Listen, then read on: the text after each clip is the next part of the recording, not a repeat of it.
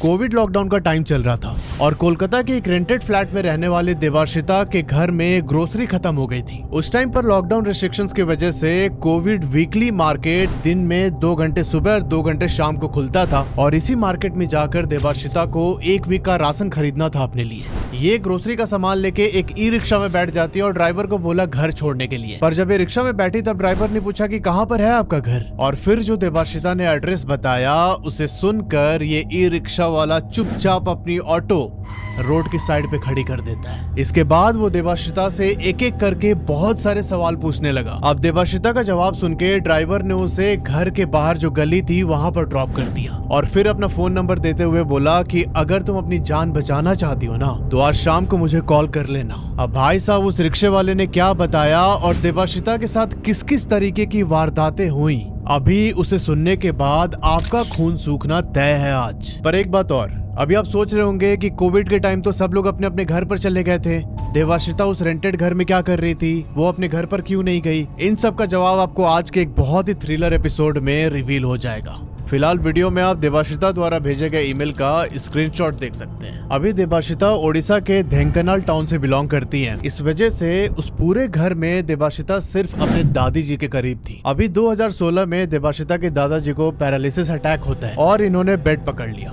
धीरे धीरे इनकी तबीयत और भी ज्यादा खराब होने लगी और घर से देवाशिता के ऊपर प्रेशर बनाया जाने लगा कि दादी को कुछ हो न जाए उससे पहले तुम शादी कर लो। फाइनली आता है 2018 का टाइम। देवाशिता की दादी जी की तबीयत बहुत ज़्यादा ख़राब थी और इसी साल देवाशिता ने अपना ग्रेजुएशन कंप्लीट किया था। ग्रेजुएशन कंप्लीट करके ये कॉम्पिटिटिव एग्जाम की तैयारी कर रही थी। जब घर से इतना शादी का दबाव आया तब इन्होंने बिना कुछ सोचे समझे अपनी शादी कर ली, सिर्फ इस वजह से कि दादी के रहते मेरी शादी हो जाए। पर ये बताती हैं कि वो शादी ज़्यादा दिन टिक नहीं पाई और सिर्फ 6 महीने के बाद ही इनका डिवोर्स हो जाता है। अब सुनना आगे क्या हुआ। डिवोर्स होने के बाद फरवरी 2019 में देवाशिता मजबूरी में अपने घर आती है वापस। इनका ससुराल भुवनेश्वर में था और फिलहाल ये अपने ससुराल से वापस धेंकनाल आ गई। ये बताती हैं कि घर का माहौल बहुत ज्यादा डिप्रेसिंग था।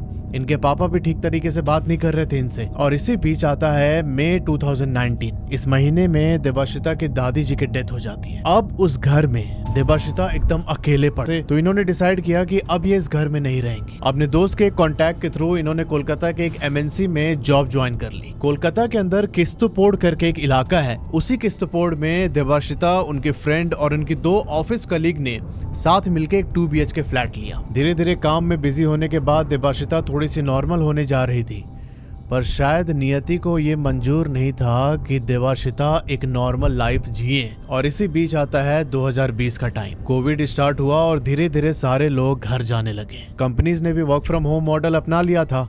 यहाँ पर जो देवाशिता के साथ लोग रह रहे थे ना, उन लोगों ने इसे बोला कि तुम नहीं जाओगी क्या घर? तब देवाशिता बोलती है कि नहीं, मैं तो इधर ही रहूंगी, मेरा उस घर में कोई नहीं है। इनकी पर देवाशिता ने यहाँ पर मना कर दिया।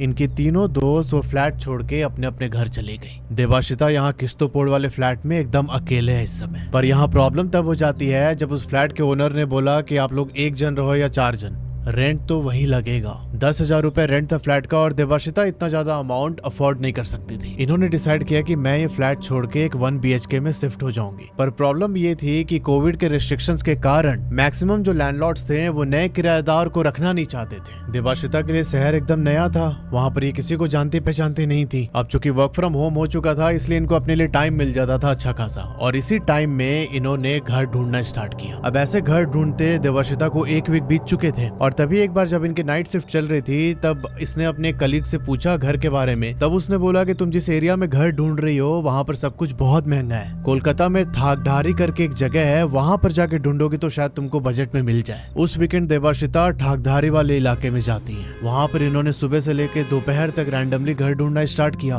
पर कोई भी घर नहीं मिला। फिर उसके बाद ये एक गली के अंदर एंटर करती है। उस गली में एक दुकान थी तो उस दुकान पे खड़े होकर ये दुकानदार से पूछने लगे कि भैया यहाँ पर कोई घर मिलेगा क्या? तब दुकानदार ने बोला कि देखो अभी तो कोविड का टाइम चल रहा है, कोई ऐसे नए किराएदार को रखेगा नहीं, ज्यादा बेहतर यही होगा कि जहाँ पर तुम अभी रह रही हो वहीं पर रहो। पर देवाशिता बोलती है कि नहीं, वो मेरे बजट से बाहर जा रहा है। अब इस समय जब देवाशिता उस दुकानदार से बात कर रही थी ना, तब अचानक इसकी नजर उसी दुकान से थोड़ी दूर पर राइट हैंड साइड में एक घर था उस पर पड़ती है। ये देखती है कि एक बूढ़ी दादी बहुत देर से इसकी ओर देख रही है। अब ऐसा होता है ना कि कोई अगर हमें पीछे से घूर रहा है तो हमें पता चल जाता है कि यार कोई तो हमें देख रहा भी। अब जब इसका दादी से आई कांटेक्ट हुआ तब उन्होंने एक स्माइल पास की। देवाशिता ने भी रिटर्न में स्माइल कर दी उनको देख के, पर उसे बिल्कुल भी आइडिया नहीं था कि जो ये इसने स्माइल किया है ना, ये इसकी लाइफ का सबसे बड़ा ट्रॉमा बनने वाला है। अभी जब देवाशिता ने स्माइल दिया तब दादी ने बुलाया उसे अपने पास और बंगाली में पूछा कि तुम्हें रूम चाहिए क्या, कितने जन रहोगे। ये बोलती है कि मैं तो अकेले ही रहूंगी पर मुझे बहुत ही जल्दी रूम चाहिए। दादी ने सब कुछ पूछा कि क्या करती हो और फिर एक बात और बोले कि मुझे ना कोई बॉयफ्रेंड वाला झमेला नहीं चाहिए कि तुम्हारा बॉयफ्रेंड आके तुम्हारे साथ रुक रहे इस तरीके का। तो देवाशिता ने बोला कि नहीं ऐसी कोई प्रॉब्लम नहीं होगी और दादी यहाँ पर देवाशिता को सीधा अपने घर के अंदर लेके जाती है। उनके घर पर दादी के हस्बैंड और इनका एक पोता था उत्तम, जो कि 21 साल का था। दादी उन दोनों के सामने देवाशिता को लेके गई और उन्होंने दादाजी से बोला कि बच्ची को रूम चाहिए रहने के लिए, रेंट पे रहेगी। अब जैसे ही उत्तम ने ये बात सुनी ना, वो एकदम शॉक्ड होके देवाशिता की तरफ देखने लगा। देवाशिता को बहुत वियर्ड लगा उत्तम उस समय, पर फिर दादा दादी इसे लेके सेकंड फ्लोर पर जाते हैं कमरा दिखाने के लिए। अभी देखो, जो दादा दादी और उत्तम थे वो रहते थे घर के ग्राउंड फ्लोर में। जो फर्स्ट फ्लोर था उस पर एक चैनल गेट लगा था ब्लैक कलर का बड़ा सा और उस पर ताला मारा गया था। वहां से ऊपर जाके ये लोग पहुंचते सेकंड फ्लोर पर जहां पर देवाशिता का कमरा था। इन्होंने कमरा दिखाया और पूरा वेल फर्निश था सब कुछ, एक्वागार्ड कबर्ड सब कुछ लगा हुआ था। तब दादू ने बोला कि हमारे पास एक बेड और पुराना फ्रिज भी अगर तुम्हें चाहिए तो बता देना, हम लोग दे देंगे। अब ये पूरी फैसिलिटी देख के देवाशिता ने सोचा कि बहुत ज्यादा रेंट होगा इसका। इसने बोला कि अंकल कमरा तो अच्छा है पर मेरा बजट सिर्फ 6,000 ही है। तब यहाँ पर दादी ने बोला कि इस कमरे का रेंट सिर्फ 2200 है, तुम टेंशन मत लो, पर अगर तुम्हें फ्रिज बेड और गीजर यूज करना है तो इलेक्ट्रिसिटी का बिल मिला के टोटल 2500 लगेगा। ये सुन के देवाशिता एकदम शॉक्ड हो जाती है कि भाई इतना अच्छा घर इतने सारे फैसिलिटी के साथ सिर्फ 2500 में मिल रहा है। अब ये शॉक तो थी पर इसे खुशी भी हो रही थी कि यार इतने सस्ते में कमरा मिल गया। इसने फटाफट उत्तम के नंबर पर 5,000 रुपए भेज दिए। जब इनका कमरा फाइनल हुआ तब दादा दादी इसे जबरदस्ती अपने घर में लेके गए और टेबल पे बैठा के खाना वगैरह खिलाया। अब यहाँ पर दादा अपनी पूरी कहानी बताने लगे कि कैसे हमने ये जमीन खरीदी थी और पास में एक प्लास्टिक की फैक्ट्री वगैरह लगवाई थी हम लोगों ने, और इनका एक बहुत फैमिली वाला माहौल बन गया। पर देवाशिता नोट करती हैं कि जो उत्तम लड़का है वो डाइनिंग टेबल से उठ के चला गया था। इसे ऐसा फील हुआ कि उत्तम ना कुछ बताना चाह रहा है देवाशिता को। दादा दादी ने यह भी बताया कि उनकी एक बेटी थी, उसकी शादी हुई थी और फिर एक शाम जब वो अपने हस्बैंड के साथ आ रही थी कार से तो दोनों का एक्सीडेंट होता है और दोनों की स्पॉट डेथ हो जाती है। उत्तम उस समय बच्चा था और तब से हमारे साथ ही रह रहा है। तो यहाँ पर एक तरीके से पूरे फैमिली का इंट्रोडक्शन दे दिया था दादा दादी ने देवाशिता को। अब यहाँ देवाशिता 2 दिनों के बाद उस सेकंड फ्लोर वाले कमरे में शिफ्ट हो जाती है। पर जिस समय इसने फाइनल सामान शिफ्ट किया ना, तब दादू ने बोला कि चाहे जैसे मन करे रहो ऊपर कमरे में, जो मर्जी करो, पर गलती से भी जो तुम्हारे कमरे की खिड़की है वो कभी मत खोलना। यहाँ देवाशिता ने पूछा कि ऐसे क्यों मना कर रहे हैं आप? तब दादा बोलते हैं कि खिड़की के उस साइड ना एक स्लम है और उस स्लम में बांग्लादेशी रिफ्यूजी रहते हैं, अच्छा क्राउड नहीं है और तुमको परेशान कर सकते हैं, तो इसलिए खिड़की मत खोलना गलती से भी। अब यहाँ पर देवाशिता को ये सब पसंद नहीं था कि ऐसे क्यों मेरे ऊपर रिस्ट्रिक्शन लगा रहे हैं। पर धीरे धीरे होता ये है कि देवाशिता को ये दोनों रेगुलर इन्वाइट करने लगे कि आओ तुम यहीं पर खाना खा लो, एक जन हो, अकेले क्या ही खाना बनाओगी। ये बताती हैं कि हार्डली मैंने कभी खाना बनाया होगा, तीनों टाइम का खाना वही लोग खिला देते थे मुझे। देवाशिता को भी बहुत फैमिली जैसा फील हो रहा था इधर और ये बहुत ही कंफर्टेबली उस कमरे में रहने लगी। और फिर आता है वो दिन जब देवाशिता की लाइफ पूरी तरीके से बदलने वाली थी। अभी इस टाइम पर देवाशिता की उत्तम से थोड़ी बहुत बात होने लगी थी, पर ये बताती हैं कि जब भी उत्तम अकेले में इसे देखता ना, वो दौड़ के भाग जाता अपने घर के अंदर। देवाशिता को कभी समझ में नहीं आया कि मुझे अकेले देख के क्यों भागता है। धीरे धीरे दिन कट रहा था और फाइनली दशहरा का टाइम आता है। 20 अक्टूबर 2020 को दादू बोलते हैं देवाशिता से कि हम लोग दक्षिणेश्वर जा रहे हैं, चलो तुम भी हमारे साथ। पर देवाशिता मना कर देती है। दादी आती हैं उसके पास पूछने की क्या हुआ, तुम क्यों नहीं चल रही हो? तो उसने बोला दादी से कि मेरा भी पीरियड्स चल रहा है और मेरा मन नहीं हो रहा बिल्कुल भी जाने का। तो ये सुन के दादा दादी और उत्तम निकल जाते हैं दक्षिणेश्वर के लिए और फिलहाल देवाश्रिता उस घर में अकेले थी। उस दिन उनका वीकली ऑफ था और अगले 2 दिन के लिए भी इसने छुट्टी ले रखी थी। ये जोमेटो से चिकन बिरयानी ऑर्डर करके मंगाती हैं और जब तक बिरयानी आ रही थी इन्होंने अपने लिए कॉफी बनाई और साथ में ऑमलेट। लैपटॉप पर रुद्रमा देवी मूवी लगाकर ये चुपचाप उसे कॉफी के साथ एंजॉय करने लगती हैं। कॉफी पी के इसने ग्लास साइड में रखा और उसके बाद करीब 15-20 मिनट तक मूवी देखते देखते ना देवाश्रिता को नींद आ जाती है। कुछ टाइम के बाद जब जोमेटो वाले ने कॉल किया इनके फोन पर तब इनकी नींद खुली। इन्होंने जाके ऑर्डर रिसीव किया और जब ये ऑर्डर रिसीव करके कमरे के अंदर आई ना तब उसी समय लाइट कट जाती है कमरे की। अब जब लाइट कटी तब देवाश्रिता ने कमरे का विंडो खोल दिया। विंडो खोल के इन्होंने बाहर झांका तो बाहर का व्यू बहुत अच्छा लग रहा था और इन्हें थोड़ी राहत मिली। गर्मी भी हो रही थी कमरे के अंदर। तब इसने डिसाइड किया कि ये हर दोपहर को अब विंडो खोल दिया करेंगे थोड़ी देर के लिए। वेंटिलेशन भी आएगी घर में और जो ह्यूमिडिटी है वो थोड़ी सी कम होगी।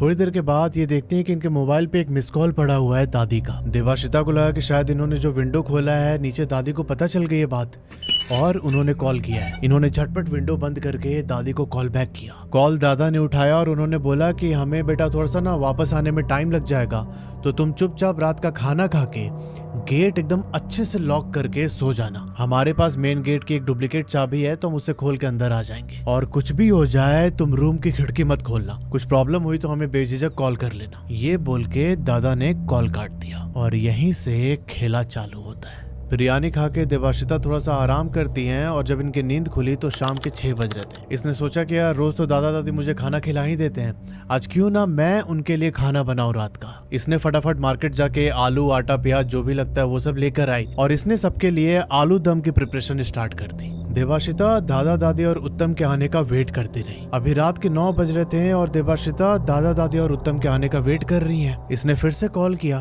तब उधर से रिप्लाई आया कि बेटा हमें थोड़ा सा और लेट हो जाएगा। यहाँ देवाश्रिता ने सोचा कि यार मैं खा लेती हूँ और बाकी उनके लिए मैं रख दूंगी, जब वो लोग वापस आएंगे तब मैं उनको ले जाके नीचे दे दूंगी खाना। ये सोच के देवाश्रिता डिनर करती है और उसके बाद सोने चली गई। इस समय रात के 10 बज चुके थे। देवाश्रिता एकदम गहरे नींद में सो रही है। अभी इनकी आंख लगी थी कि तभी ना इसे अपने कमरे में किसी के होने का एहसास होता है। इसने हल्के से अपनी आंखें खोली और इसे फील हुआ कि कोई ना इसके बेड की ओर आके इसके साइड में लेट गया है। ये बताती हैं कि मुझे ऐसे डर वर नहीं लगता किसी चीज से, पर उस समय मुझे एक बहुत ही ऑकवर्ड सा पेन फील हुआ चेस्ट के अंदर। ये तुरंत उठ के बैठ जाती अपने बेड पे और चारों ओर नजर घुमा के देखी पर कोई भी नहीं था। मोबाइल उठाया तो टाइम हो रहा था 1:47। ये चुपचाप बेड से नीचे उतर के वॉशरूम के अंदर जाती है। इसने वॉशरूम को अंदर से लॉक किया। अभी दिमाग में इसके चल रहा था कि यार अभी जो मैंने फील किया अपने बेड पर क्या था वो। ये सोचते सोचते देवाश्रिता यूरिनेट कर रही थी और उसके बाद जब इन्होंने वॉशरूम का दरवाजा खोला ना वापस कमरे में जाने के लिए, तब वो दरवाजा खुला ही नहीं। भाई किसी ने आगे से उस बाथरूम के दरवाजे की कुंडी लगा दी थी। इसे लगा कि शायद ये अभी नींद में है, इस वजह से ऐसा फील कर रही है, तो इसने पानी लेके 2-4 बार मुंह पे मारा अपने। नींद देवाश्रिता की पूरी तरीके से खुल गई थी इस समय। इसने दोबारा ट्राई किया दरवाजा खोलने का, पर पाया कि भाई ये सच में बाहर से लॉक्ड है। इसे बिल्कुल समझ में नहीं आ रहा था कि क्या हो रहा है अभी। इससे पहले कि देवाश्रिता कुछ भी रिएक्ट करती, इसे अपने कमरे के अंदर किसी के चलने की आवाज सुनाई देती है और वो जो भी था वो ना बहुत भारी कदम रख रहा था इसके कमरे में। देवाश्रिता यहाँ डरी। इनको लगा कि शायद कोई चोर वोर घुस गया है। मे बी इसी चीज के लिए दादाजी मुझे वार्न कर रहे थे वो खिड़की खोलने से कि बाहर वैसे लोग रहते हैं। हो सकता है उसमें से किसी ने मुझे देख लिया हो और अब ये अंदर आ गया मेरे घर के। पर ऐसा पॉसिबल कैसे है? मैंने तो घर के अंदर की कुंडी लगाई हुई है प्रॉपर। कोई इंसान तो आ ही नहीं सकता मेरे कमरे में भाई। अभी इस टाइम पर देवाश्रिता को ना हल्की ठंड लगने लग गई थी। ये चूंकि अपना फोन लेकर गई थी वॉशरूम में तो इसने फोन उठाया कॉल करने के लिए और भाई साहब इसने देखा कि मोबाइल में कोई नेटवर्क ही नहीं है। इसके कमरे में फुल नेटवर्क आता है। इसने फोन को रीस्टार्ट किया पर फिर से वही हाल, कोई भी नेटवर्क नहीं। इस समय देवाश्रिता बहुत पैनिक करने लग गई। अब जैसे जैसे टाइम बीत रहा था अंदर का माहौल और ज्यादा खराब होता गया। देवाश्रिता बताती है कि कोई ना कमरे के अंदर के सारे सामान को फेंक रहा था इधर उधर। कबर्ड को बार बार खोल रहा था, बंद कर रहा था। 7-8 सेकंड ऐसा होने के बाद इसने एहसास किया कि कोई इसके बाथरूम के दरवाजे के बिल्कुल सामने आके खड़ा हो गया है और खड़े होके सिसक रहा है बहुत जोर जोर से। थोड़ी देर सिसकने के बाद वो चुटकी बजाने लगा और चुटकी बजाते हुए वो हंसने लगा बहुत अजीब तरीके से। फिर बाथरूम के दरवाजे से थोड़ा दूर गया और पूरे घर में अपना पैर पटकने लगा। देवाशिता यहाँ बहुत ज्यादा डर चुकी थी।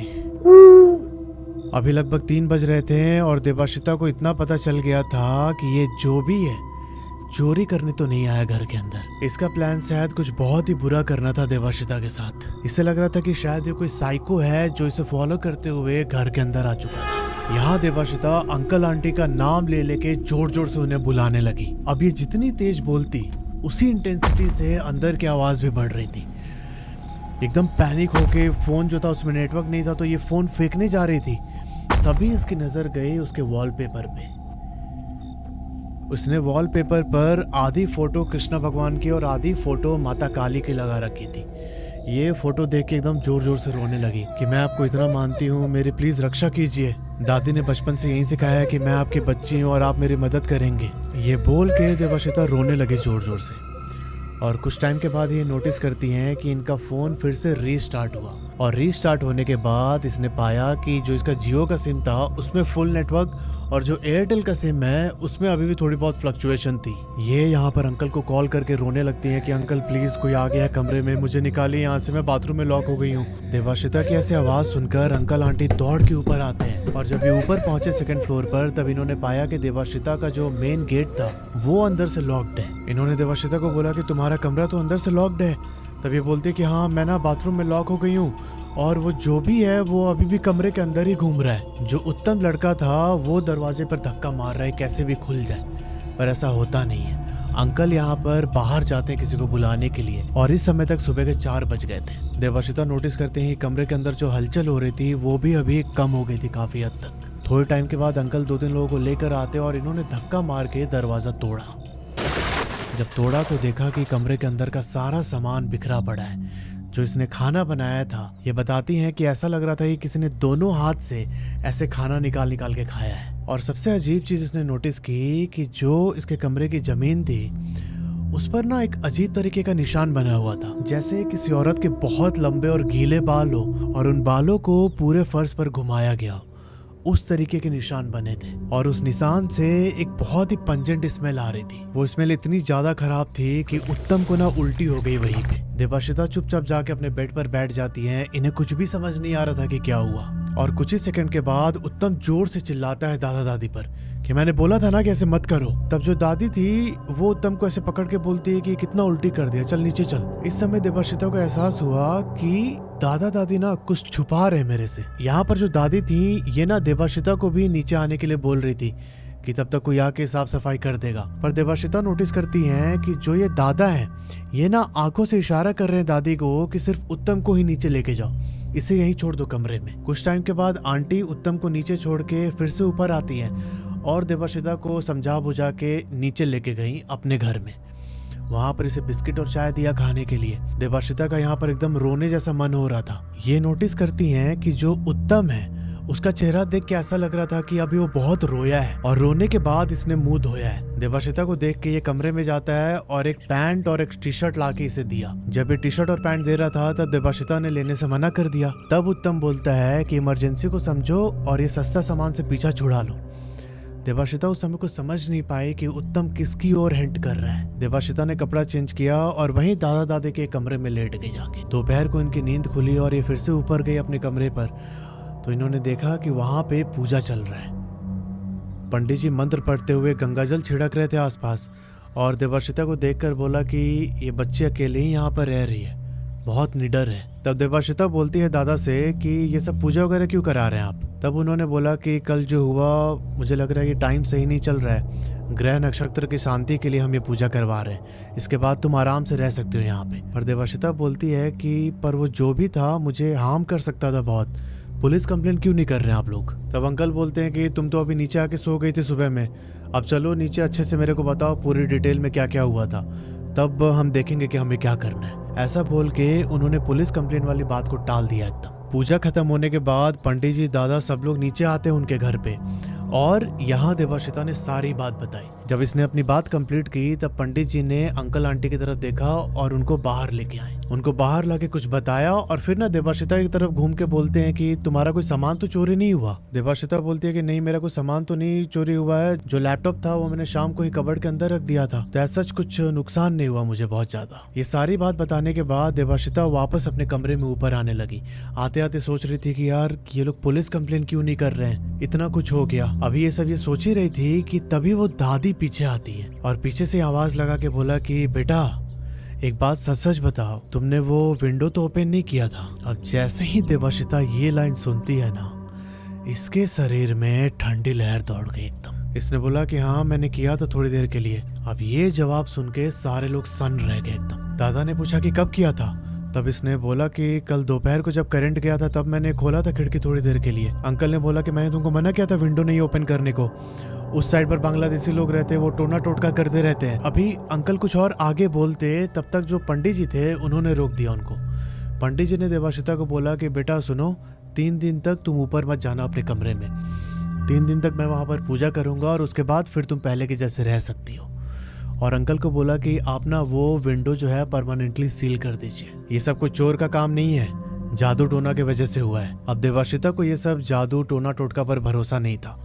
इसने बोला कि नहीं, मैं तो अपने कमरे में रहूंगी, और ये बोलकर ऊपर कमरे की ओर जाने लगी। अब इसे गुस्सा भी आ रहा था कि ये लोग जबरदस्ती क्या क्या कर रहे हैं। इसने तो मन बना लिया था कि मैं अपने ही कमरे में सोऊंगी, पर जो दादी थी वो इसे अगले 3 दिन तक जबरदस्ती अपने रूम में ले जाके सुलाती थी कि तुम ऊपर नहीं सोओगे अकेले। 3 दिनों तक पूजा चली उस कमरे में और फिर उसके बाद देवाशिता नॉर्मली जाके वहां पर रहने लगी। पर यहाँ पर ये अंदर ही अंदर दूसरा कमरा ढूंढने का मन बना चुकी थी। अंकल आंटी का बिहेवियर भी एकदम बदल गया था। जैसे पहले वो बुलाकर खाना वगैरह खिलाते थे, अब वो सब कुछ बंद हो जाता है। अब इस घटना के 1 वीक के बाद देवाशिता घर से बाहर जाती है, जो कोविड के टाइम वीकली मार्केट लगता था, वहां से अपने राशन का सामान खरीदने। जब ये सामान खरीद के एक ई रिक्शा में बैठी और फिर पूछा ई रिक्शा वाले ने कि कहाँ जाना है आपको, इसने बताया कि मुझे उस वाले घर पे जाना है। ये सुन के भाई वो ई रिक्शा वाला एकदम शॉक्ड हो गया। बोला कि आप कब से रह रही है वहाँ पे? तब इसने बोला कि हो गए 3-4 महीने मुझे तो। फिर उसने बोला कि इतना टाइम में आपने कुछ महसूस नहीं किया? देवाशिता के साथ अभी थोड़े दिन पहले ऐसी घटना हुई थी। इसने बोला कि नहीं, ऐसे क्यों बोल रहे हैं आप? तब ये ई रिक्शा वाला उसे गली के बाहर ड्रॉप करता है और बोलता है कि अगर जिंदा रहना है तो जितनी जल्दी हो सके वो घर छोड़ दो। उसने अपना नंबर दिया और बोला कि शाम को कॉल कर लेना, मैं सारी बात बता दूंगा।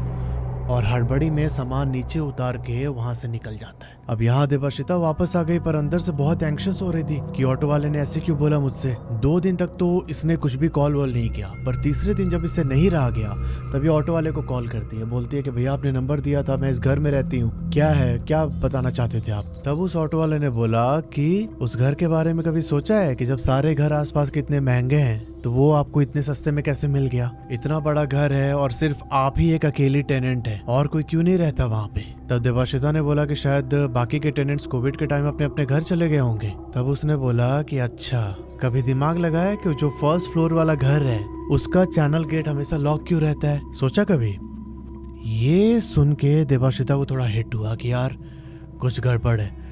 इसने बोला कि क्या बात है भैया, आप पूरी बात बताइए प्लीज। तब वो ऑटो वाला बताता है कि जो ये ओनर है घर का, इसकी प्लास्टिक की एक फैक्ट्री थी। बहुत साल पहले की बात है, उस टाइम पर कोई ऐसे आधार वेरिफिकेशन या एड्रेस वेरिफिकेशन नहीं होता था।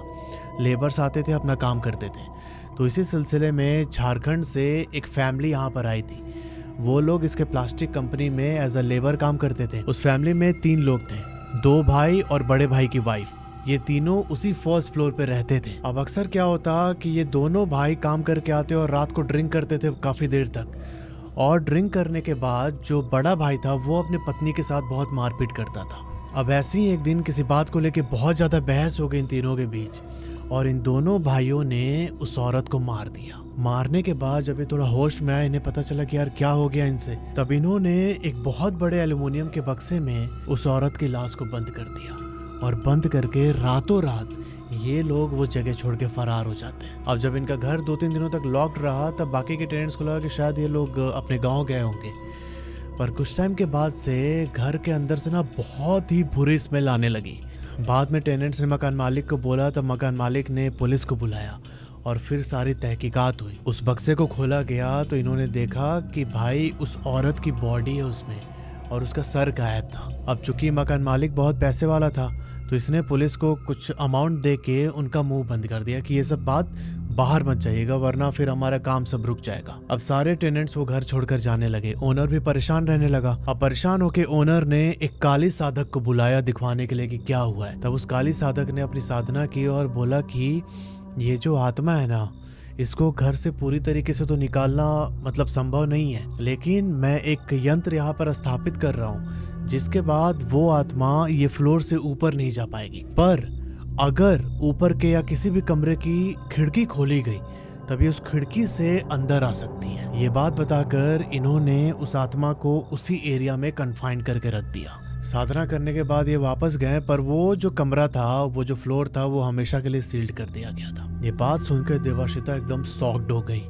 इनकी जिंदगी दांव पर लगी हुई थी। उस ऑटो वाले ने बताया कि जल्दी से जल्दी कमरा खाली करो। देवाशिता अगले ही दिन निकल जाती है अपने लिए कमरा ढूंढने। इन्होंने एक पीजी के अंदर रूम लिया। अब इनको पसंद तो नहीं था पर मजबूरी में लेना था। इन्होंने उस पीजी का एडवांस दिया और एडवांस देने के बाद वापस जब यहाँ पर आई घर पे तब इन्होंने दादा दादी को बोल दिया कि मैं ये रूम छोड़ रही हूँ। अब नेक्स्ट डे देवाशिता को वो कमरा खाली करना था। ये अपने रूम में बेड पर लेटी हुई थी और कुछ टाइम के बाद इनकी नजर ना उस खिड़की पे गई जिसे अभी सील्ड करा दिया गया था। भाई ये देखती हैं कि धीरे धीरे उस खिड़की पर नॉक होनी स्टार्ट हुई। वो नॉक की साउंड बढ़ते गई और कुछ टाइम के बाद इन्होंने पाया कि उस खिड़की के ऊपर एक ना इंसान की आकृति बन गई है। वो आकृति सिर्फ गले से लेके नीचे पैर तक की थी, सर नहीं था उसमें। ये देख के देवाशिता ने अपने फोन में नरसिम्हा कवच चला दिया। अब जैसे ही वो कवच स्टार्ट हुआ, जो वो आकृति थी वो बहुत जोर जोर से चिल्लाते हुए उस जगह से गायब हो जाती है। भाई यहाँ देवाशिता उस दिन अपने कजन के घर पे चली गई। बोले कि मैं आज रात यहाँ पे नहीं सो सकती।